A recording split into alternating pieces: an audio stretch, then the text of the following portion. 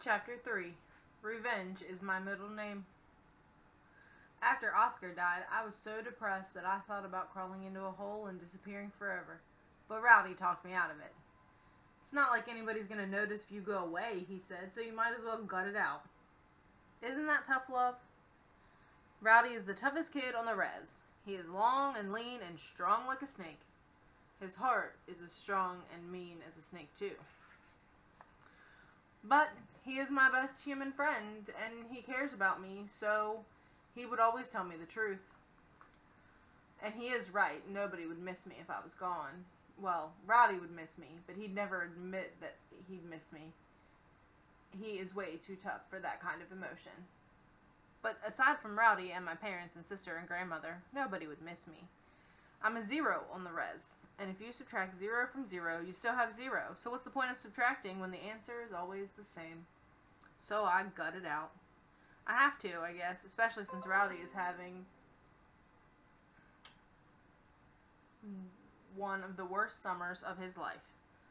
His father is drinking hard and throwing hard punches, so Rowdy and his mother are always walking around with bruised and bloody faces. It's war paint, Rowdy always says. It makes me look tougher. And I suppose it does make him look tougher because Rowdy never tries to hide his wounds. He walks around the res with a black eye and split lip.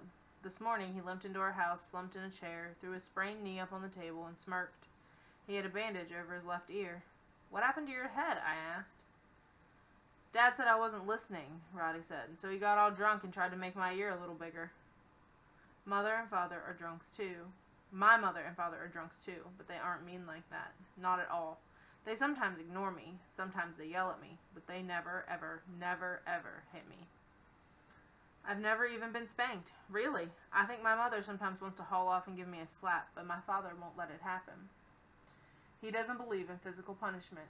He believes staring so cold at me that I turn into an ice-covered ice cube with an icy filling. My house is a safe place, so Rowdy spends most of his time with us. It's like he's a family member, an extra brother and son. "You want to head down to the powwow?" Rowdy asked. "Nah," I said. The Spokane tribe holds their annual powwow celebration over the Labor Day weekend. This was the 127th annual one, and there would be singing, war dancing, gambling, storytelling, laughter, fry bread, hamburgers, hot dogs, arts and crafts, and plenty of alcoholic brawling. I wanted no part of it. "Oh, the dancing and singing are great. Beautiful, in fact, but I'm afraid of all the Indians who aren't dancers and singers. Those rhythmless, talentless, tuneless Indians are most likely going to get drunk and beat the shit out of any available losers. And I am always the most available loser." "Come on," Rowdy said. "I'll protect you." He knew that I was afraid of getting beat up, and he also knew that he'd probably have to fight for me. Rowdy has protected me since we were born. Both of us were pushed into the world on November 5th, 1992, at Sacred Heart Hospital in Spokane. I'm 2 hours older than Rowdy. I was born all broken and twisted, and he was born mad. He was always crying and screaming and kicking and punching. He bit his mother's breast when she tried to nurse him. He kept biting her, so she gave up and fed him formula. He really hasn't changed much since then. Well, at 14 years old, it's not like he runs around biting women's breasts, but he does punch and kick and spit. He got into his first fight in kindergarten. He took on 3 first graders during a snowball fight because one of them had thrown a piece of ice. Rowdy punched them out pretty quickly, and then he punched the teacher who came to stop the fight. He didn't hurt the teacher, not at all, but man, let me tell you, the teacher was angry. "What's wrong with you?" he yelled. "Everything," Rowdy yelled back. Rowdy fought everybody. He fought boys and girls, men and women. He fought stray dogs. Hell, he fought the weather. He'd throw wild punches at rain, honestly. "Come on, you wuss," Rowdy said. "Let's go to powwow." "You can't hide in your house forever. You'll turn into some kind of troll or something." "What if somebody picks on me?" I asked. "Then I'll pick on them." "What if somebody picks my nose?" I asked. "Then I'll pick your nose too," Rowdy said. "You're my hero," I said. "Come to powwow," Rowdy said. "Please."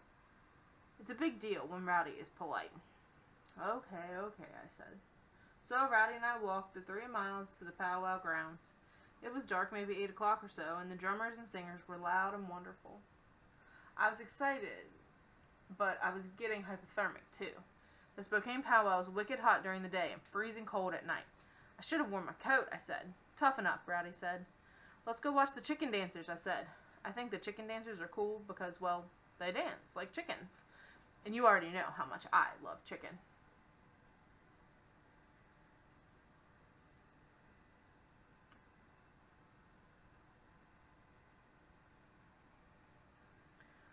This crap is boring, Rowdy said. We'll just watch for a little while, I said, and then we'll go gamble or something. Okay, Rowdy said. He is the only person who listens to me. We weaved our way through the parked cars, vans, and SUVs, RVs, plastic tents, and deer hide teepees. Hey, let's go buy some bootleg whiskey, Rowdy said. I got $5. Don't get too drunk, I said. You'll just get ugly. I'm already ugly, Rowdy said. He laughed, tripped over a tent pole, and stumbled into a minivan. He bumped his face against the window and jammed his shoulder against the rearview mirror. It was pretty funny, so I laughed. That was a mistake. Rowdy got mad. He shoved me to the ground and almost kicked me. He swung his leg at me, but he pulled back at the last second. I could tell he wanted to hurt me for laughing, but I am his friend, his best friend, his only friend. He couldn't hurt me, so he grabbed a garbage sack filled with empty beer bottles and hucked it at the minivan. Glass broke everywhere. Then Rowdy grabbed a shovel that somebody had been using to dig barbecue holes and went after that van. Just beat the crap out of it. Smash, boom, bam! He dented the doors and smashed the windows and knocked off the mirrors. I was scared of Rowdy, and I was scared of getting thrown in jail for vandalism, so I ran. That was a mistake. I ran right into the Andrus brothers' camp. The Andruses, John, Jim, and Joe, are the cruelest triplets in the history of the world. Hey, look, one of them said. It's Hydrohead. Yep, those bastards are making fun of my brain disorder. Charming, huh? Nah, he ain't Hydro, said another one of the brothers. He's Hydrogen. I don't know which one said that. I couldn't tell them apart. I decided to run again, but one of them grabbed me and shoved me toward another brother. All three of them shoved me to and fro. They were playing catch with me. Hydromatic, hydrocarbon, hydrocrack, hydrodynamic, hydroelectric, hydro and low, hydro and seek. I fell down. One of the brothers picked me up and dusted me off and then kneed me in the balls. I fell down again, holding my tender crotch, and tried not to scream. The Andrus brothers laughed and walked away. Oh, by the way, did I mention that the Andrus triplets are 30 years old? What kind of men beat up a 14-year-old boy? Major league assholes. I was lying on the ground, holding my nuts as tenderly as a squirrel holds his nuts when Rowdy walked up. Who did this to you? He asked. The Andrus brothers, I said. Did they hit you in the head? Rowdy asked. He knows that my brain is fragile. If those Andrus brothers had punched a hole in the aquarium of my skull, I might have flooded out the entire powwow. My brain is fine, I said, but my balls are dying.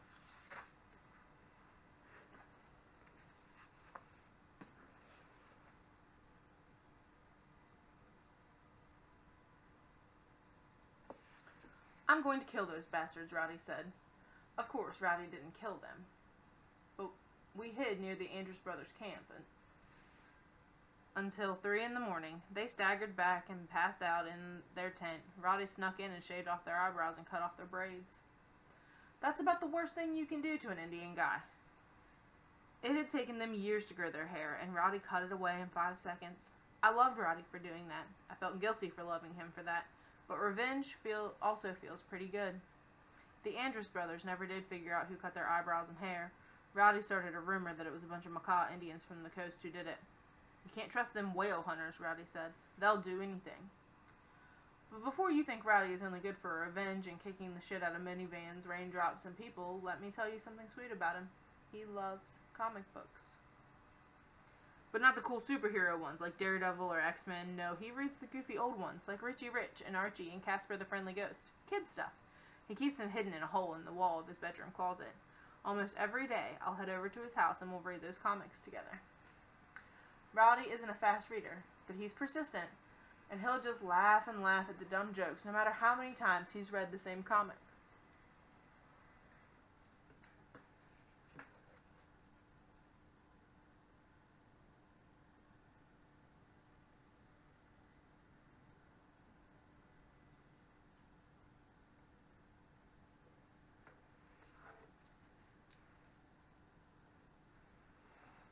I like the sound of Rowdy's laughter. I don't hear it very often, but it's always sort of this avalanche of ha-ha and ho-ho and hee-hee. I like to make him laugh. He loves my cartoons. He's a big, goofy dreamer, too, just like me. He likes to pretend he lives inside the comic books. I guess a fake life inside a cartoon is a lot better than his real life. So I draw cartoons to make him happy, to give him other worlds to live inside. I draw his dreams. And he only talks about his dreams with me, and I only talk about my dreams with him. I tell him about my fears. I think Rowdy might be the most important person in my life, maybe more important than my family. Can your best friend be more important than your family? I think so. I mean, after all, I spend a lot more time with Rowdy than I do with anyone else. Let's do the math. I figure Rowdy and I have spent an average of 8 hours a day together for the last 14 years. That's 8 hours times 365 days times 14 years. So that means Rowdy and I have spent 40,880 hours in each other's company. Nobody else comes anywhere close to that. Trust me. Rowdy and I are inseparable.